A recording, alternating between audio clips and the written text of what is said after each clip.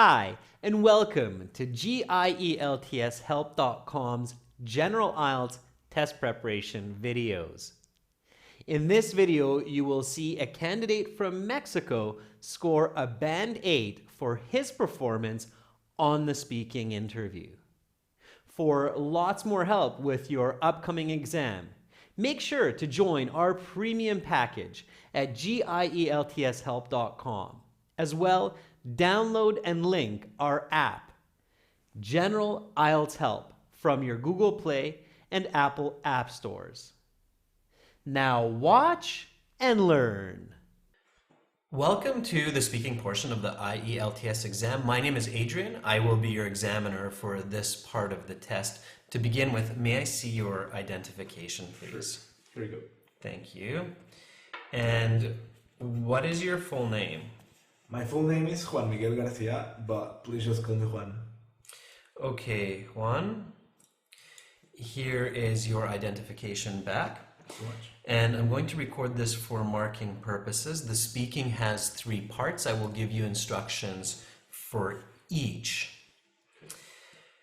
To begin with, I'll ask you a couple questions to get to know you a bit better.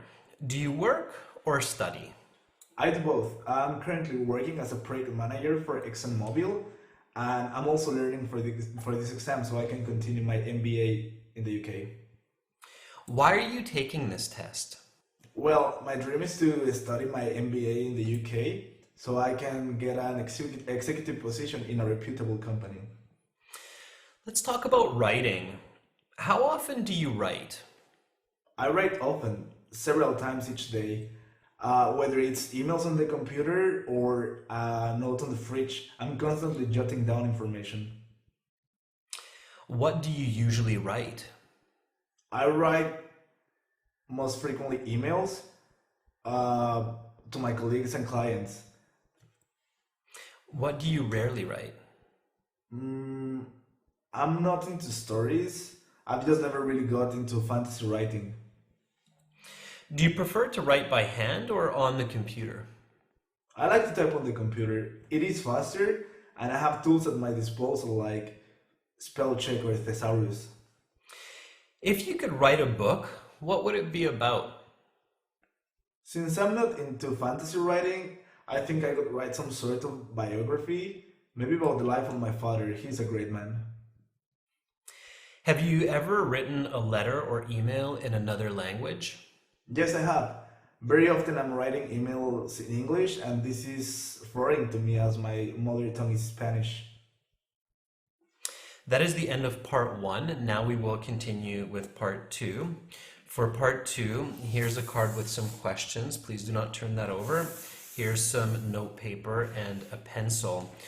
You will have 1 minute to look at the questions, think about your answers, take notes in the 1 minute if you wish, and then you will have 2 minutes to speak. I will tell you when to start and when to stop. Are you ready to begin? Yes, I am.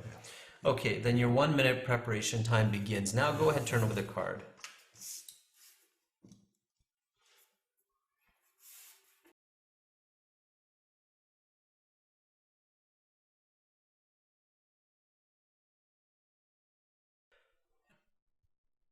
Okay, Juan, your 1 minute preparation time is up. Please begin speaking. My cousin Alejandra is a brilliant woman. She won the national prize for her work in fine arts back in 2014. She is still 10 years older than me. She's very charismatic. She's slender. She's tall. She's the eldest daughter of my father's brother. Unlike me, she started writing stories at a really young age, probably around 10 years old. And she was constantly praised by her elementary and secondary school teachers for her stories. After that, she went to high school, and when she graduated, she enrolled in the national university in Mexico, UNAM. She graduated there with top honors as well. After graduation, she started to publish a lot of stories, and they were really acclaimed by the general public. She got better and better, and she was awarded with the national prize in Mexico for fine arts. Her masterpiece is a story about a girl who wanders around the world looking for love but finds much more. Furthermore, I think she really deserves these awards because not only because her excellent work ethic and talent, but also because she's inspiring millions of young writers with her talent and Okay, your 2 minutes is up. I'm going to stop you there, Juan, and I will take back the note paper. Thank you, the card and the pencil. And now we will continue with part 3. For part 3, I will ask you some more questions related to the topic of part 2. Let's talk about competition. Humans are very competitive by nature. Is this good or bad? I think it is mostly good because it drives development. And I think this is why we're on top of the food chain. What kinds of competitions have become popular these days that did not exist before? Well, technology competitions have become really popular nowadays, and they didn't exist before. Like the Robo Wars Championship I watch on TV, esports, or design competitions. What competitions are no longer around that existed in the past? Hmm. One that comes to mind are the antique Roman gladiator fights. Definitely, we don't support that like deathmatch battles in today's society. At times, people cheat to win. What are the reasons that motivate people to cheat in competition? I think the main reason is the greed and desire for people to win. Also, could be the fear of losing. That's why a lot of athletes take steroids and perform illegally. How can cheating be discouraged?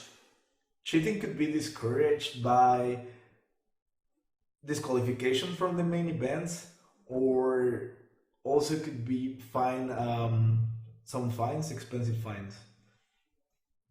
Let's talk about awards. What are some different types of international awards that people can earn? There are different types of worldly awards. One that comes to mind: Academy Awards, Nobel Prizes, or Sport Awards. Which is the most prestigious? That's a tricky one because there are like literature awards and sport awards, like my cousin Alejandra had one. But if I have to pick, I would say the Nobel Prize. Normally, people are awestruck when they meet a Nobel Prize winner. Why is it important to award people in society?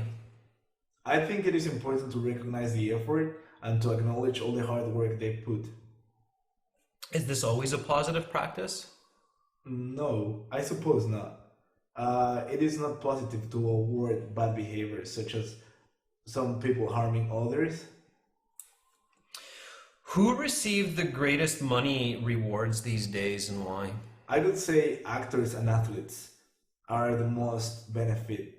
Like they earn millions of dollars. Is this good or bad? I think it is good because we live in a society where you have to reward the talent and hard work.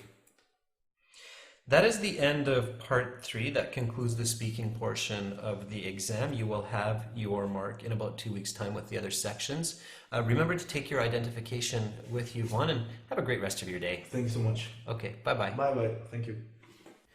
So why does Juan deserve a Band 8 for his performance on this speaking interview? According to the official IELTS speaking section band descriptors, there are 4 elements considered. 1, fluency and coherence. 2, lexical resource. 3, grammatical range and accuracy. 4, pronunciation. In order to get a Band 8, a candidate must show that they can speak fluently with occasional repetition and very infrequent self-correction.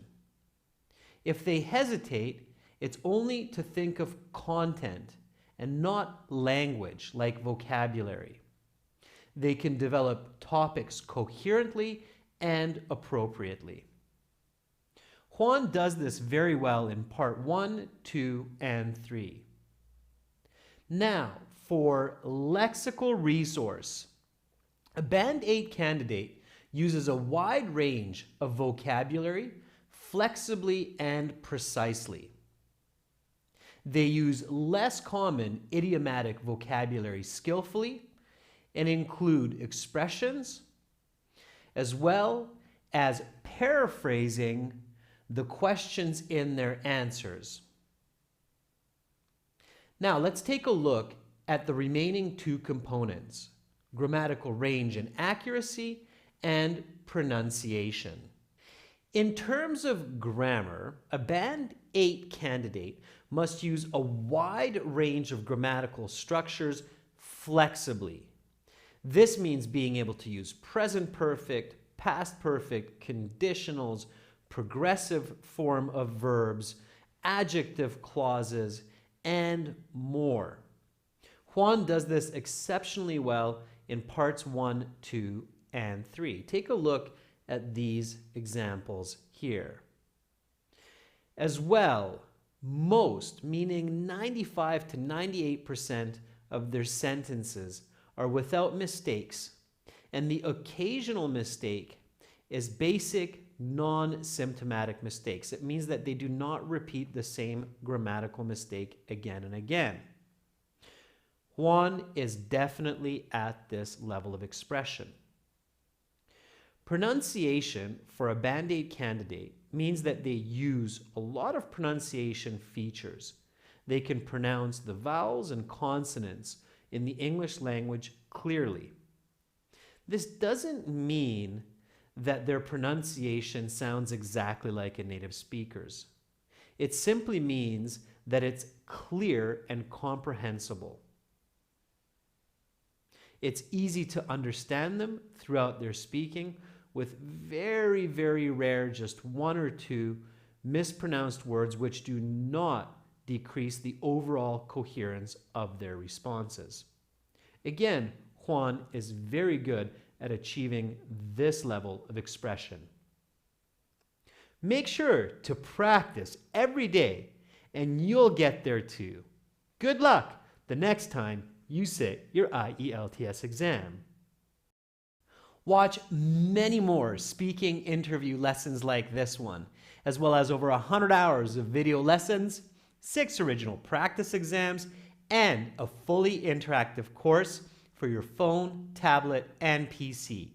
Join our premium package at gieltshelp.com.